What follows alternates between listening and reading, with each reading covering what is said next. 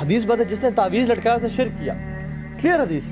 کسی بہن نے پوچھا ہے کہ ان کے ماں باپ جو ہیں وہ تعویذ پر بھروسہ رکھتے ہیں، عقیدہ رکھتے ہیں.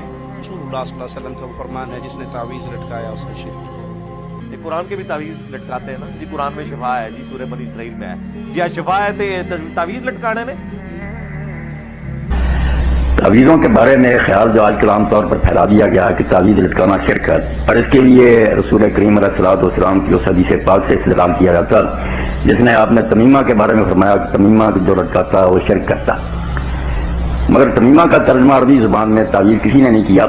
عربی لغت میں سے سب سے بڑی لغت جو ہے لسان العرب، اس میں ابن منظور لکھتے ہیں کہ جو لکھے ہوئے تعویذ کو تمیمہ کہتے ہیں وہ زبان عرب سے بالکل جاہل اور ان پڑھ. یہ تمیمہ نہیں شمار ہوتا، نہ کسی نے حرام کا نہ شرک کا.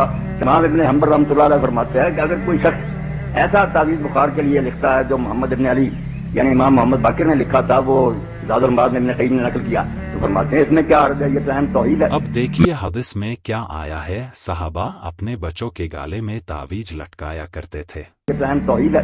میں اللہ کے کامل کلمات کی پناہ میں آتا ہوں، اس کی ناراضی سے، اس کے بندوں کی شرارتوں سے، شیطانوں کے وسوسوں سے، اور اس بات سے کہ وہ میرے پاس آئیں. چنانچہ حضرت عبداللہ بن عمرو رضی اللہ عنہما اپنے سمجھدار بچوں کو یہ کلمات سکھا دیا کرتے تھے، اور جو نہ سمجھ ہوتے انہیں لکھ کر ان کے گلے میں ڈال. اب کیا صحابہ کو بھی کافر کہو گے؟ انہوں نے بھی تعویذ لٹکا کر شرک کیا. کیا ان سے زیادہ تم توحید اور حادث جانتے ہو جاہلو؟ اللہ کہہ رہا ہے وَإِذَا سَأَلَكَ عِبَادِي عَنِّي فَإِنِّي قَرِيبٌ. میں تو بہت قریب ہوں. نحن اقرب الیہ من حبل الورید. شاہرگ سے بھی زیادہ قریب. کیوں چاہیے وسیلہ؟ نے ارشاد فرمایا وشر الامور محدثاتها وكل محدثات بدعة وكل بدعة ضلالة وكل ضلالة في النار. اللہ تعالیٰ قرآن کے اندر فرماتا ہے کہ اللہ تعالیٰ سورہ ابراہیم میں فرماتا ہے جو نعبد و ایاک نستعین اتنی پاورفل آیت ہے. وَإِذَا تُلِيَتْ عَلَيْهِمْ آیَاتُهُ زَادَتْهُمْ ایمانا. یہ گدھا حرام ہے کہ حلال ہے؟ نہیں، گدھا حلال ہے. گدھا حلال ہے. جاہل کے بچے علم اگر نہیں ہو، دو علماء کی صحبات میں بیٹھ کر دین سکھ لے، کچھ حادث کا علم آئے گا. اللہ تعالیٰ قرآن میں خود فرمتا ہے آئے ایمان والو اللہ سے ڈرو اور اس کی راہ میں وسیلہ تلاش کرو.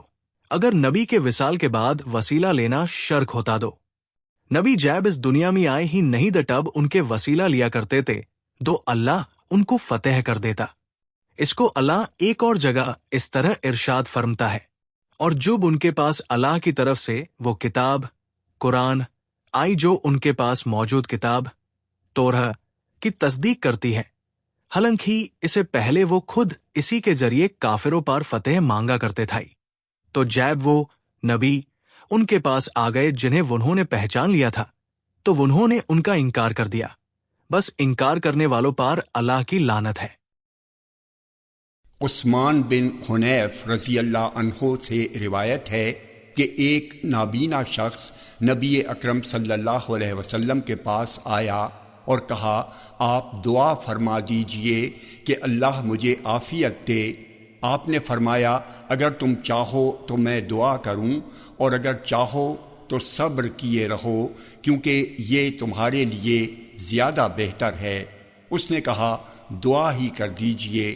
تو آپ نے اسے حکم دیا کہ وہ وضو کرے اور اچھی طرح سے وضو کرے اور یہ دعا پڑھے اللہم انی اسألک و اتوجہ الیک بنبیک محمد النبی الرحمہ انی توجہت بک الی ربی فی حاجتی هذه لتقضى لی اللہم فشفعہ فی. اے اللہ میں تجھ سے مانگتا ہوں اور تیرے نبی محمد جو نبی رحمت ہیں کے وسیلے سے تیری طرف متوجہ ہوتا ہوں. میں نے آپ کے واسطے سے اپنی اس ضرورت میں اپنے رب کی طرف توجہ کی ہے تاکہ تو اے اللہ میری یہ ضرورت پوری کر دے. تو اے اللہ تو میرے بارے میں ان کی شفاعت قبول کر. جامع ترمذی حدیث نمبر 3578. یہ حدیث صحیح ہے. رسول اللہ صلی اللہ علیہ وسلم نے فرمایا آخری زمانے میں کچھ لوگ ظاہر ہوں گے، کم عمر نوجوان، کم عقل، بظاہر بڑی اچھی باتیں کریں گے، قرآن پڑھیں گے، لیکن وہ ان کے گلوں سے آگے نہیں بڑھے گا. وہ اسلام سے اس طرح نکل جائیں گے جس طرح تیر نشانہ بننے والے شکار سے گزر جاتا ہے۔ آپ فرماتے تھے اخیر زمانہ قریب ہے جب ایسے لوگ مسلمانوں میں نکلیں گے جو نو عمر بے وقوف ہوں گے، ان کی عقل میں فطور ہوگا۔ ظاہر میں تو ساری خلق کے کلاموں میں جو بہتر ہے یعنی حدیث شریف وہ پڑھیں گے، مگر در حقیقت ایمان کا نور ان کے حلق تلے نہیں اترے گا۔ وہ دین سے اس طرح باہر ہو جائیں گے جیسے تیر شکار کے جانور سے پار نکل جاتا ہے۔